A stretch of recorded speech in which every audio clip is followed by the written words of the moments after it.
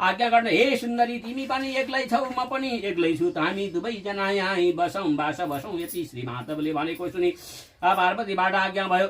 हे किराँत तिमी लोग्ने मानिस म स्वास्नी मानिस यस्तो वनको बिटा कोही नभएको ठाउँमा कसरी एकै स्थानमा बास बसौँ फेरि लोग्ने मानिसको विश्वास पनि हुँदैन।